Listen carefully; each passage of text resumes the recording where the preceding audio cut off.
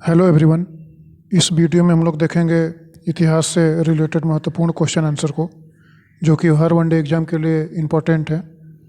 इसका जो main question मैंने लिए हैं वो मोहनजोदड़ो से संबंधित है।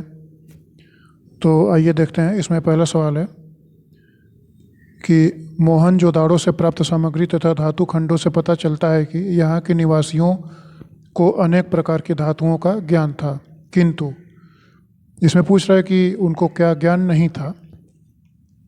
स्वर्ण का ज्ञान नहीं था, बी लोहे का ज्ञान नहीं था, सी तांबे का ज्ञान नहीं था, या डी चांदी का ज्ञान नहीं था। तो जो मोहनजोदाड़ो के निवासी थे उनको लोहे का ज्ञान नहीं था, तो इस तरह से इसका सही जवाब बी हो जाएगा। अगला सवाल है, मोहनजोदाड़ो से प्राप्त मूर्तियों के आधार पर कहा जा सकता है कि सिंधु की सभ्यता से संबद्ध लोग वैष्णव थे, शैव थे, नास्तिक थे, प्राकृतिक पूजक थे। तो ये शैव थे, तो इस तरह से इसका सही जवाब बी हो जाएगा।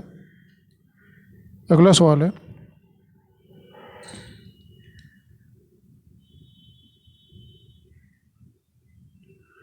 मोहनजोदाड़ो के खनन कार्य से पता चला कि वहाँ के नीचे अनेक नगर चक्र के कारण ध्वस्त हुए।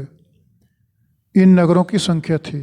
तो जो मोहनजोदाड़ो के नगर ध्वस्त हुए हैं उनकी संख्या पूछ रहा है। 7 बताई जाती है, 8, 5 या 3। तो जो उनके नगर थे वो 3 थे, तो इस तरह से इसका सही जवाब डी हो जाएगा। नेक्स्ट क्वेश्चन है,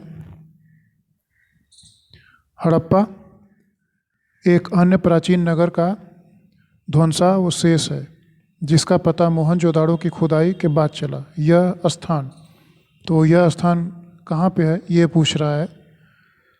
तो यह स्थान पाकिस्तान के मांटगोमरी ज़िले में है, तो इसका सही जवाब डी हो जाएगा। नेक्स्ट क्वेश्चन है, सिंधु घाटी सभ्यता का विस्तार। तो सिंधु घाटी सभ्यता का विस्तार कहाँ तक है ये पूछ रहा है। तो इसका विस्तार है पंजाब, सिंध, काठियावाड़, उत्तरी पश्चिम सीमा, पंजाब, उत्तर पश्चिम सीमा तथा प्रांत, और गंगा यमुना के दोआब तक था। तो इस तरह से इसका सही जवाब डी हो जाएगा। अगला सवाल है, छठा सवाल, मोहनजोदाड़ो नामक टीले के नीचे कोई प्राचीन नगर बसा हुआ था। इसका पता श्री मार्शल और श्री रखालदास बनर्जी ने सन, तो मोहनजोदाड़ो का खोज जो किए थे वो रखालदास बनर्जी और मार्शल जी ने किया था। और ये डेट पूछ रहा है कब किया था। तो 1920 ईस्वी में इन्होंने लगाया था इसका पता। तो इस तरह से इसका सही जवाब सी हो जाएगा। अगला सवाल है, मोहनजोदाड़ो में पुरातात्विक खनन कार्य। तो जो मोहनजोदाड़ो में पुरातात्विक खनन कार्य हुए हैं वो 1922 में किया गया था। तो इस तरह से इसका सही जवाब बी हो जाएगा। अगला सवाल है, मोहनजोदाड़ो किस भाषा का शब्द है। तो मोहनजोदाड़ो सिंधी भाषा का शब्द है। इसका सही जवाब डी हो जाएगा। अगला सवाल है, मोहनजोदाड़ो का शाब्दिक अर्थ है। तो मोहनजोदाड़ो का शाब्दिक अर्थ है, इनको मुर्दों का टीला भी कहा जाता है। तो इसका सही जवाब बी हो जाएगा। अगला सवाल है, मोहनजोदाड़ो एक प्राचीन नगर का ध्वंसावशेष है। इस परंपरा के कुछ अन्य नगरों का भी पता चला है। कहा जाता है कि मोहनजोदाड़ो की सभ्यता ईसा से, मतलब मोहनजोदाड़ो की सभ्यता कब से शुरू हुई थी। तो करीब 3000 वर्ष पूर्व की इसकी सभ्यता मानी जाती है। तो इस तरह से इसका सही जवाब ए हो जाएगा। अगला सवाल है, बुद्ध को ज्ञान की प्राप्ति कहाँ हुई थी। तो बुद्ध को ज्ञान की प्राप्ति बोध गया में हुई थी। अगला सवाल है, सारनाथ में अपना प्रथम प्रवचन किसने दिया था।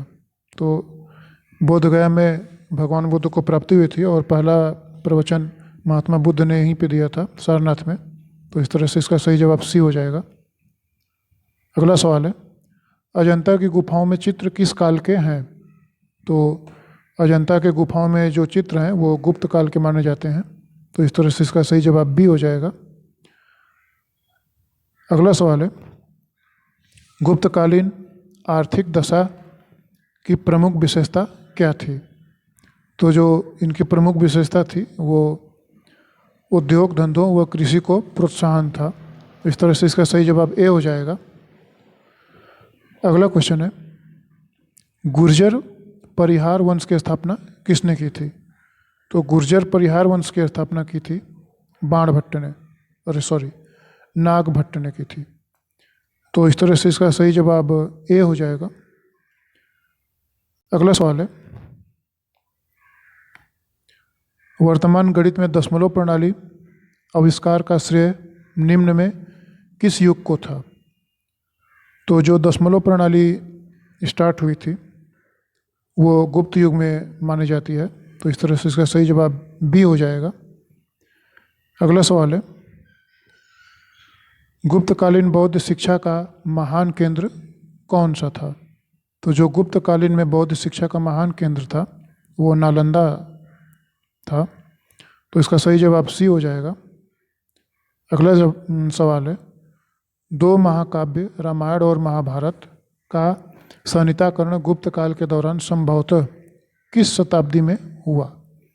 तो रामायण और महाभारत का जो संहिताकरण हुआ वो माना जाता है चौथी शताब्दी में। इस तरह से इसका सही जवाब ए हो जाएगा। अगला सवाल है, प्राचीन भारतीय कला एवं स्थापत्य के चरमोत्कर्ष का युग था। तो इसका जो चरमोत्कर्ष का युग था वो गुप्त युग को माना जाता है। इसका सही जवाब सी हो जाएगा। अगला सवाल है, गुप्त काल में औषधि शास्त्र का प्रमुख विद्वान कौन था? तो गुप्त काल में औषधि शास्त्र का प्रमुख विद्वान जो माना जाता है वो वाग्भट्ट को माना जाता है।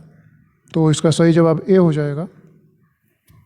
तो ये थे प्राचीन इतिहास से रिलेटेड प्रमुख 20 सवालों को मैंने लिया जो कि परीक्षा की दृष्टि से इम्पोर्टेंट हैं। नेक्स्ट वीडियो में हम लोग नेक्स्ट इम्पोर्टेंट टॉपिक को डिस्कस करेंगे। Thank you.